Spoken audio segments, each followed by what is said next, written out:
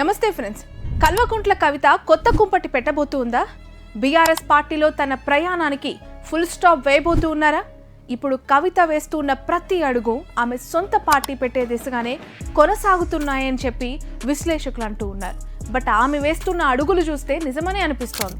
ఎందుకు అనంటే ఆమె అమెరికా వెళ్ళింది మొదలు వచ్చే వరకు అనేక పరిణామాలు జరిగాయి తెలంగాణ రాష్ట్ర రాజకీయాలు. అవన్నీ సంచలనం రేకెత్తించాయి. బీఆర్ఎస్ వర్సెస్ కవిత చుట్టూనే పాలిటిక్స్ అన్ని తిరుగుతూ ఉన్నాయి. కేసీఆర్ చుట్టూ దయ్యాలున్నాయన్నారు, కోవట్లు కూడా ఉన్నారంటూ సెటైర్లు వేశారు. కేటీఆర్ని ఇండైరెక్ట్ గా మెన్షన్ చేశారు. అటు కేటీఆర్ కూడా ఈ విషయంలో ఆచితూచి స్పందించడం, కట్ చేస్తే ఒక కొత్త ఆఫీస్ని, తెలంగాణ జాగృతి ఆఫీస్ని ఇనాగ్రేట్ చేయటం, తన బలాన్ని సిద్ధం చేస్తున్నాను అంటూ మీడియా ముఖంగా చెప్పేశారు కవిత. కుండ బద్దలు కొట్టేశారు తన భవిష్యత్ కార్యాచరణ ఏ విధంగా ఉండబోతుందో అని. అసలు కల్వకుంట్ల కవిత బీఆర్ఎస్ని ఎందుకు వీడాలనుకుంటూ ఉంది? ఉన్నట్లుండి కవిత సడన్ గా బీఆర్ఎస్ పార్టీకి అతీతంగా ఇప్పుడే తెలంగాణ జాగృతిని ఎందుకు బలోపేతం చేయాలనుకున్నారు? అందులో అనుబంధ సంఘాలు, కమిటీలను వేసి అక్కడ కూడా నాయకులని ఇన్వైట్ చేయాల్సిన పరిస్థితి ఎందుకు వచ్చింది? అసలు కల్వకుంట్ల కుటుంబంలో ఏం జరుగుతుంది?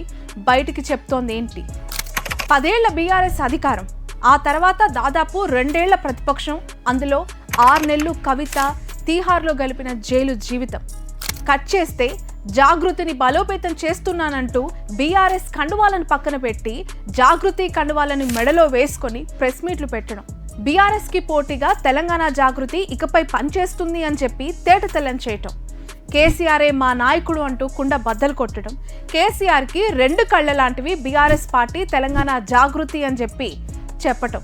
అసలు కల్వకుంట్ల కుటుంబంలో బీఆర్ఎస్ పార్టీలో ఏం జరుగుతుంది? ఎందుకు హఠాత్తుగా ఈ పరిణామాలన్నీ చోటు చేసుకున్నాయి?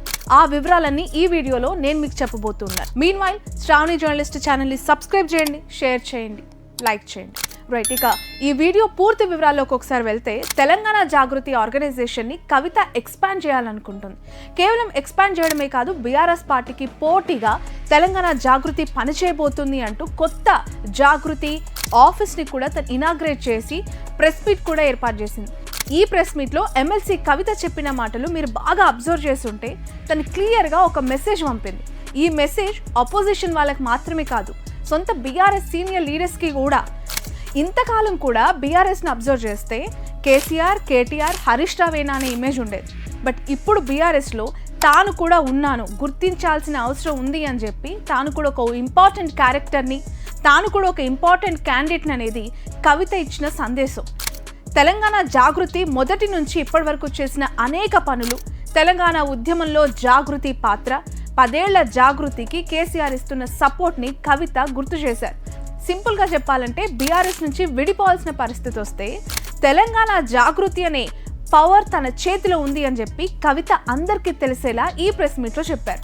అందుకే జూన్ 4న కేసీఆర్ ఇచ్చిన నోటీసులని వ్యతిరేకిస్తూ చేస్తూ ఉన్న ఈ ధర్నాని తెలంగాణ జాగృతి ఆధ్వర్యంలో చేస్తున్న మొదటి ధర్నా తనకు అనుకూలంగా చేయబోతున్నట్లు తేటతెల్లం చేశారు.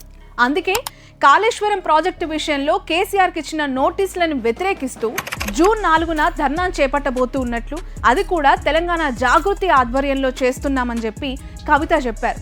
మరి బీఆర్ఎస్ ఆధ్వర్యంలో చేస్తున్నామని చెప్పి కవిత అనలేదు ఎక్కడ. మరొక విషయం అబ్జర్వ్ చేస్తే, బీఆర్ఎస్ పార్టీ పవర్లో ఉన్నప్పుడు ప్రతి చిన్న ప్రోగ్రామ్ని తెలంగాణ జాగృతితో కలిసి చేసిన బీఆర్ఎస్ లీడర్లు ఒక్కరు కూడా జాగృతి కొత్త ఆఫీస్ ఇనాగ్రేషన్లో కనిపించలేదు.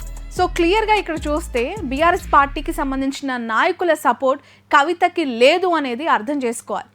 ఒకవేళ నిజంగా పార్టీని వీడి కొత్త పార్టీ కవిత పెట్టాల్సి వస్తే తన చేతిలో ఆల్రెడీ ఒక పవర్ సెంటర్ రెడీగా ఉంది అని చెప్పి ఈ ప్రెస్ మీట్ ద్వారా కవిత రాష్ట్ర వ్యాప్తంగా ప్రజలకి సంకేతాలు పంపించినట్లయింది.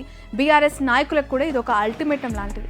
ఎందుకు అనంటే ఇంతకాలం కూడా అధికారంలో ఉన్న, ప్రతిపక్షంలో ఉన్న జాగృతిని ఒక ఎడమ చేతిలో ఉన్న ఒక ఆర్గనైజేషన్ లానే చూసుకుంది తప్ప ఎప్పుడు కూడా దాన్ని ఒక పవర్ సెంటర్గా దాన్ని యూజ్ చేసుకోలేదు. బట్ ఇప్పుడు దానికి ఆ టైం వచ్చింది అని చెప్పి కవిత సంకేతాలు ఇచ్చింది. సో క్లియర్గా బీఆర్ఎస్ నాయకుల సపోర్ట్ కవితకు లేదు అనేది ఇక్కడ అర్థమవుతుంది. మరొక వైపు అబ్జర్వ్ చేస్తే బీఆర్ఎస్కి సంబంధించిన అనుబంధ మీడియా సంస్థల్లో ఎక్కడ కూడా కవితకి సంబంధించిన జాగృతి ప్రోగ్రామ్స్ కావచ్చు, ఆమె పెట్టిన ప్రెస్ మీట్ల ఫుటేజెస్ అవ్వచ్చు టెలికాస్ట్ చేయలేదు. కనీసం ఎవరు కూడా మీడియా ప్రతినిధులు అక్కడికి వెళ్ళి కవర్ చేయలేదు. సో నిజంగానే పార్టీని వీడి కొత్త పార్టీ పెట్టాల్సి వస్తే తన చేతిలో ఆల్రెడీ ఒక పవర్ సెంటర్ ఉంది, పవర్ రెడీగా ఉంది అని చెప్పే ప్రయత్నమే ఈ ప్రెస్ మీట్లో కవిత చేసినట్లు మనకు స్పష్టంగా అర్థమవుతోంది. ఈ మొత్తం వ్యవహారం ఒకసారి అబ్జర్వ్ చేస్తే అసలు ఇంత పెద్ద డెసిషన్ తీసుకోవడానికి జరిగిన విషయాలేంటి, ఇంటర్నల్గా అసలు ఎలాంటి ఇబ్బంది కవిత పడ్డారు, లేదంటే ఎవరి వల్ల ఇష్యూస్ కవితకు ఉన్నాయని చెప్పి ఆమె ఫీల్ అయ్యి అమెరికా నుంచి కవిత తిరిగొచ్చి శంషాబాద్ ఎయిర్పోర్ట్లో ప్రెస్ మీట్ పెట్టిన రోజు టీ కప్లో తుఫాన్ లాంటిది అని చెప్పి చాలామంది కొట్టిపారేశారు. బట్ ఆ తర్వాత ఆమె తీసుకుంటున్న డెసిషన్స్, మాట్లాడుతున్న మాటలు విన్న తర్వాత తను ఏదో ఒక పెద్ద నిర్ణయం తీసుకుంది, దానికి అనుగుణంగా స్కెచ్ చేసుకుంటుంది అని చెప్పి అనే ఆలోచనకు వచ్చేశారు. అసలు ఎందుకు ఇలాంటి నిర్ణయాలు తీసుకుంది? ఒక్కసారిగా బీఆర్ఎస్లో యూటర్న్ చేసుకోవాల్సిన అవసరం కల్వకుంట్ల కుటుంబంలో కవితకే ఎందుకు వచ్చింది? సో కేసీఆర్ కుటుంబంలో ఈ కల్లోలం కవిత రాసిన లెటర్ బయటికి రావడంతో మొదలైంది. భారత రాష్ట్ర సమితిగా మారిన తెలంగాణ రాష్ట్ర సమితి పార్టీ ఆవిర్భవించి 25 ఏళ్లు పూర్తి కావడంతో ఏప్రిల్లో బీఆర్ఎస్ సిల్వర్ జూబ్లీ మీటింగ్ని వరంగల్లో ఏర్పాటు చేసింది ఆ పార్టీ. మనందరికీ తెలుసు, పార్టీ ఫౌండర్ అండ్ ప్రెసిడెంట్ అయిన కేసీఆర్ ఈ మీటింగ్లో చాలా విషయాల గురించి మాట్లాడారు. ఈ మీటింగ్ జరిగిన ఒక నెల తర్వాత కవిత తన తండ్రి కేసీఆర్కి రాసిన ఒక లెటర్ హఠాత్తుగా బయటకు వచ్చింది. ఆ లెటర్ ఎవరు బయట పెట్టారు, ఎందుకు బయట పెట్టారు అనేది ఇప్పటికీ బయట పడలేదు సరి కదా.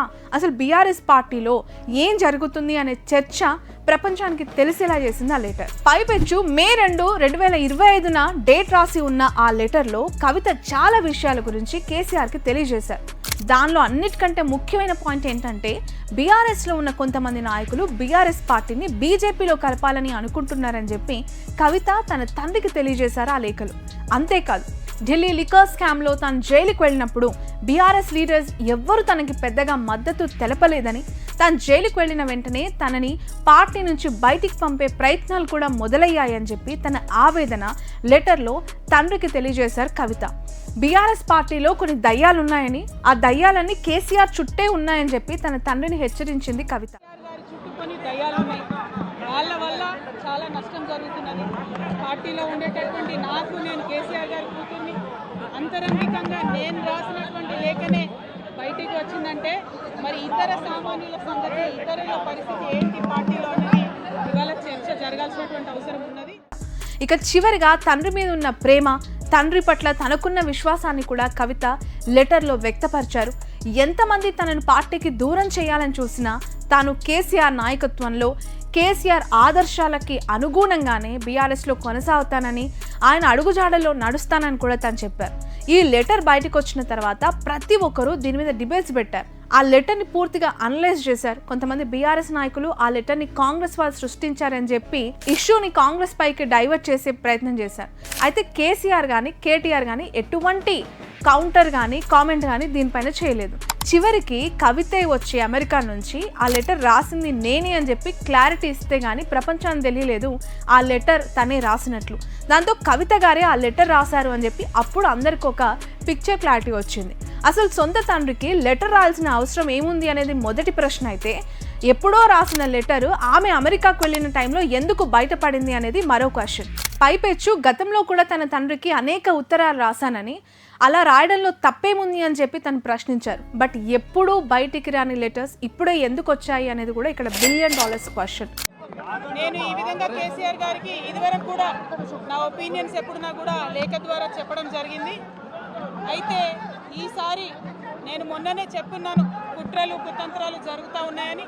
నేను చెప్పిన కొద్ది రోజుల్లోనే మరి నేను అంతర్గతంగా కేసీఆర్ గారికి రాసినటువంటి ఉత్తరం బహిర్గతం కావడం అన్నది, ఇది మరి ఏం జరుగుతుందో అన్నది పార్టీలో ఉన్నటువంటి మనందరం, తెలంగాణ ప్రజలందరూ కూడా ఆలోచించుకోవాల్సినటువంటి విషయం.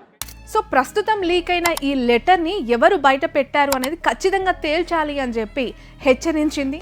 తనని పార్టీ నుంచి దూరంగా పంపించే కుట్ర జరుగుతుందని చెప్పి, అలాంటి ప్రయత్నాలు చాలామంది చేస్తున్నారు అని చెప్పి తన బాధను కూడా ఆమె బయట పెట్టారు. ఈ మొత్తం ఇష్యూ మీద బీఆర్ఎస్ వర్కింగ్ ప్రెసిడెంట్ కేటీఆర్ ఇండైరెక్ట్గా రియాక్ట్ అయ్యారు. మేము రాయకపోతే వార్తనే కాదు, మేము రాయకపోతే మేము నొక్కేస్తే ఎవరైనా కూడా వాస్తవాలు చెప్తున్నాం, మీకు అబద్ధం అనిపిస్తే నేనేం చేయాలి, కానీ చాలామంది రాస్తలేరు. మరి ఏం చేయాలి? మరి మా బాధ మేము చెప్పుకోవాలి కదా, ప్రజలకన్నా చెప్పుకోవాలి కదా. కాబట్టి మీరు అట్లా అనుకొని మీ భ్రమల్లో ఉన్నంత మాత్రాన మీరు చేయగలిగేది ఏం లేదని కూడా చెప్తూ కవిత రాసిన లెటర్ మీద కామెంట్స్ కూడా చేశారు. బీఆర్ఎస్ అనేది ఒక డెమోక్రటిక్ పార్టీ, ఎవరైనా తమ అభిప్రాయాలను వ్యక్తపరిచే స్వతంత్రం బీఆర్ఎస్ పార్టీలో ఉందని, అది డైరెక్ట్గా అయినా చేయొచ్చు, లెటర్స్ ద్వారా అయినా చేయొచ్చు అంటూ కవిత రాసిన లెటర్ మీద కేటీఆర్ ఇండైరెక్ట్గా కామెంట్స్ చేశారు ప్రెస్ మీట్లో. సో కేటీఆర్ పెద్దగా రియాక్ట్ అవ్వకపోయినా కవిత మాత్రం కేటీఆర్ని ఉద్దేశించేలాగా చాలా సెన్సేషనల్ స్టేట్మెంట్స్ ఇచ్చింది. బీఆర్ఎస్లో లీడర్లు ఎందుకు ఎక్కువగా ట్విట్టర్లో యాక్టివ్గా ఉంటారు, గ్రౌండ్లో ఎందుకు ఉండలేకపోతున్నారు అని చెప్పి ఆమె ప్రశ్నించింది. మోరోవర్ పార్టీ సమస్యల మీద కాకుండా ఫోకస్ అంతా ట్విట్టర్ మీద ఉందని చెప్పి కవిత అన్నారు. ఇది ఖచ్చితంగా కేటీఆర్ని ఉద్దేశించి చేసిన కమెంటే అని, ఎందుకంటే ట్విట్టర్లో బీఆర్ఎస్కి సంబంధించిన అందరి నాయకుల కంటే పొద్దునుంచి నైట్ వరకు ప్రతి ఒక్క అంశం పైన యాక్టివ్గా ఉండేది కేటీఆర్ మాత్రమే అని చెప్పి అందరికీ తెలిసిన అంశమే. బీజేపీ కూడా కేటీఆర్ని ఎప్పుడు కూడా ట్విట్టర్ టిల్లు అని చెప్పి సంబోధిస్తూ ఉంది. అందులో భాగంగానే ఈ ప్రశ్నని సంధించింది కవిత. ఇక ఈ మొత్తం వివాదంలో టాక్ ఆఫ్ ద టౌన్ చాలా మెయిన్ ఇంపార్టెంట్ థింగ్ కవిత కొత్త పార్టీ. బీఆర్ఎస్ని బీజేపీలో కలపాలనే ప్రపోజల్ తాను అరెస్ట్ అయి తిహార్ జైల్లో ఉన్నప్పుడే తన దగ్గరకు వచ్చిందని, ఆ ప్రపోజల్ని తాను తిరస్కరించానని చెప్పి కవిత అంటున్నారు. అయితే మళ్ళీ బీఆర్ఎస్ని బీజేపీలో కలిపే ప్రయత్నాలు జరుగుతూ ఉన్నట్లు కవిత మళ్ళీ ఆరోపిస్తోంది. తాను కేసీఆర్ నాయకత్వంలో తప్ప ఇంకెవ్వరి నాయకత్వంలో పని చేయనని, పని చేయబోనని మీడియా మీట్లో అంటే ఆఫ్ ద రికార్డ్లో ఆమె డిక్లేర్ చేశారు.